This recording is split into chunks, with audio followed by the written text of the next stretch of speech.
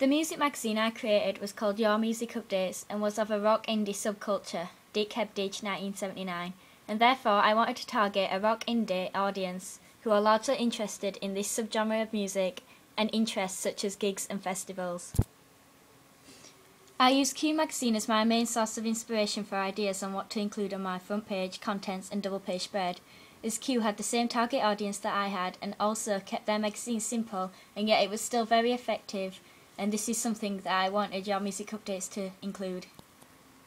Some things I had to keep in mind when creating my front cover were things such as the shot type for the main cover image, as it had to be a medium close-up. After researching many previous magazines, I noticed that already published magazines used medium close-ups as their main cover image. I took all the pictures portrait just like other magazines did in order for it to fit on my magazine nicely without stretching the image or having gaps around the page. I used a limited colour palette on my cover and tried not to exceed the 3 colours so that the page did not look cluttered, and also to follow the main conventions of other magazine covers. I chose to make my magazine £2. This was because Kerrang, who also followed the same subgenre, priced their magazine at £2.20, and seeing as my magazine was its first issue, it had to be cheaper than this. I decided to use a gradient in the background of my main cover image, although the magazine I was analysing did not have this.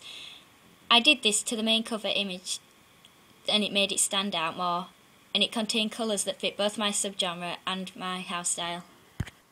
Just like any other music magazine that I have been analysing, I included a barcode, banners, the issue number, a website which creates synergy as it is promoting other forms of media, a price, a main cover image of 3 girls from my class posing as a band, a main cover story and smaller stories.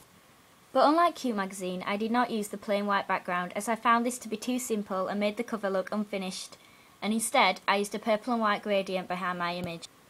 After studying different Q magazines, I chose to do my master like they did on one of their covers, using the name of the band as the biggest text on the cover, excluding the masthead, and also copied the fonts as close as I could and added smaller headers above and below the main text.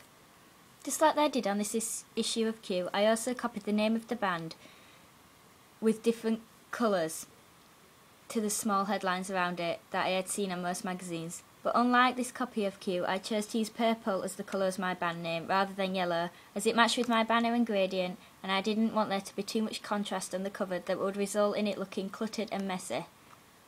Just like on Kerrang, words on my cover such as plus and win were in yellow to contrast with the purple to make it eye-catching and connoting its importance to the magazine. This is known as a plug, as it is used to attract the audience's attention. Like most other magazines fitting this subgenre, I put the masthead on the top of the main cover image and made it the largest text on the page to make it stand out, and again to connote its importance to the magazine, as if people have heard the magazine before, they may just buy it knowing that they like the magazine rather than what the issue is about. Again, like an issue of Q, I chose to put smaller stories running round the left-hand side of the cover. I chose to do these yellow to match with the words such as plus, to not cause too much contrast, and added smaller descriptions under these main subtitles in black that the audience can read after their attention has been caught with the yellow subtitles. I also used Q as an influence when creating my double page spread, as I copied this with things such as the image taking over one side of the page and the text being on the other side. I also copied a small box at the bottom of the page that showed where the reader can download and buy the album from, and added borders, the colours that matched the pull-out speech that I had made blue. I also included page number on the corner of the page, alongside a smaller version of the masthead and the issue date, just like they do in Q. I also included a larger version of the masthead at the top corner of the story. This creates both a house style and synergy. Q was also helpful for me when creating my contents page. I used the idea of having one large image on the right hand side of the page and then the content written down the left hand side. I also included a next week box, which I found a lot of on Kerrang. On both my contents page and double page spread, I used the same generic colours and fonts as what they did on my cover, and to again create house style and synergy. The image I used on my double page spread is an image of a band reaching out to the camera, which has connotations of reaching out to a new approach and pulling themselves back into the music industry, while also creating a connection with the audience.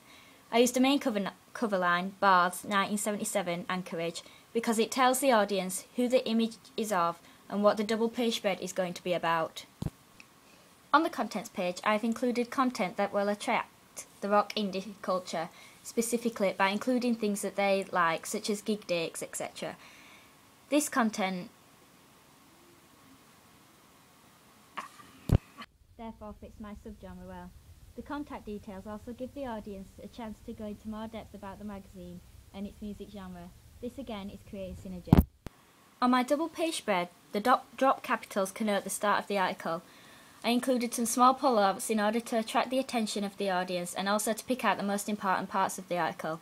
A good masthead that stands out is important on a magazine, as it helps to create a brand. On all the magazines I looked at, all the text on the front page was in capital lettering. This was done to make it stand out and to make it seem as though it is an important part of the magazine.